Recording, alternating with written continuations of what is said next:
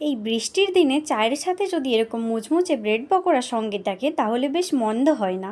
রাধে রাধে বন্ধুরা, সবাই কেমন আছো? আশা করি ভালো আছো। আমি সুপর্ণা, সবাইকে সুপর্ণার ভেজ কিচেনে একটা নতুন রেসিপি নিয়ে স্বাগত জানাচ্ছি। আজ আমি ব্রেড পকোড়া বানাবো। এই ব্রেড পকোড়া বানানোর জন্য প্রথমে যে ভেতরে আলুর পুরটা থাকে সেটা রেডি করে নেবো। তাই কড়াইতে একটু তেল গরম করে নিয়েছি। এর মধ্যে অল্প হিং দিয়ে কুচনো টমেটো দিয়ে তেলের মধ্যে ভালো করে নেড়ে নিচ্ছি টমেটোটা। এবার এর মধ্যে একটু আদা বাটা দিয়ে দিচ্ছি। আদা বাটাটা দিয়ে খুব ভালো করে কষিয়ে নেব যাতে আদা গন্ধটা খুব সুন্দরভাবে চলে যায়। আমি আদাটা বেশ কিছুক্ষণ সময় ধরে খুব ভালো করে কষিয়ে নিয়েছি। এবার এর মধ্যে ছোট চামচের হাফ চামচ হলুদ, হাফ চামচ লঙ্কার গুঁড়ো, হাফ চামচ জিরে গুঁড়ো দিয়ে অল্প একটু জল দিয়ে মশলাটা খুব ভালো করে কষিয়ে নেব।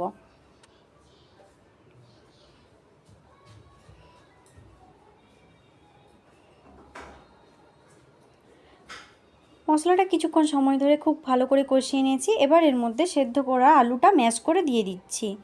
আলুটা দিয়ে এর মধ্যে স্বাদ মতো লবণ দিয়ে মশলার সাথে আলুটা খুব ভালো করে মিশিয়ে নিতে হবে। দেখো আলুটা আমার খুব ভালো করে মেশানো হয়ে গিয়েছে। এবার এর মধ্যে ঝালের জন্য অল্প কিছুটা কুচনো কাঁচা লঙ্কা দিয়ে দেবো। ঝালটা তোমরা তোমাদের পছন্দ মতো ব্যালেন্স করে নিতে পারো। এর মধ্যে অল্প একটু গরম মশলা আর ধনেপাতা কুচি দিয়ে আলুর সাথে ভালোভাবে মিশিয়ে নিচ্ছি। ব্যাস, তাহলে আলুটা খুব সুন্দরভাবে রেডি হয়ে যাবে। এবার আলুটা একটা প্লেটের মধ্যে তুলে নিচ্ছি।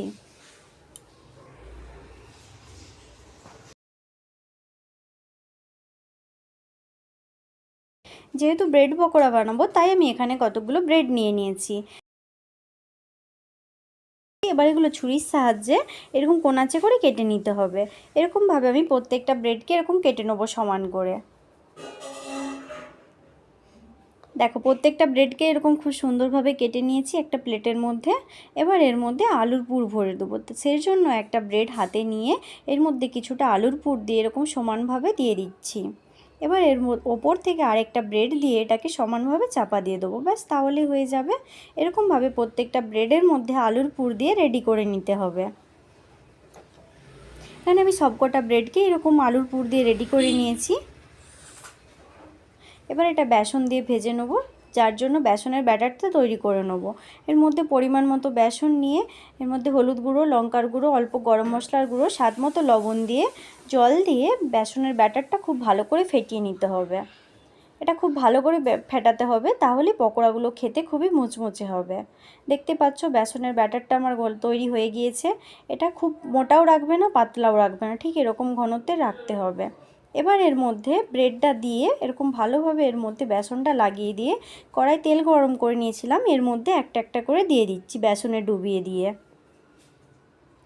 এটা কিছুক্ষণ সময় ধরে ভেজে নিতে হবে। আমার এক সাইডটা ভাজা হয়ে গিয়েছে, অপর সাইডটা উল্টে দিচ্ছি। এরকমভাবে দু সাইডটা উল্টে পাল্টে ভালো করে লাল করে ভেজে নিয়েছি। এবার একটা প্লেটের মধ্যে তুলে নিচ্ছি। আমি এরকমভাবে সবকটা ব্রেড পকোড়াই ভেজে নিয়েছি আর এটা টমেটো কেচাপের সাথে সার্ভ করেছি। এটা তোমরা বাড়িতে একদিন বানিয়ে দেখো, এটা খেতে খুবই সুন্দর লাগে। আমার রেসিপিটি যদি ভালো লেগে থাকে অবশ্যই একটি লাইক করে দিও, আর এরকম আরও সুন্দর সুন্দর রেসিপি পাওয়ার জন্য আমার চ্যানেলটিকে সাবস্ক্রাইব করে দিও। রাধে রাধে, ভালো থেকো, সুস্থ থেকো সবাই। দেখা হবে পরের ভিডিওতে।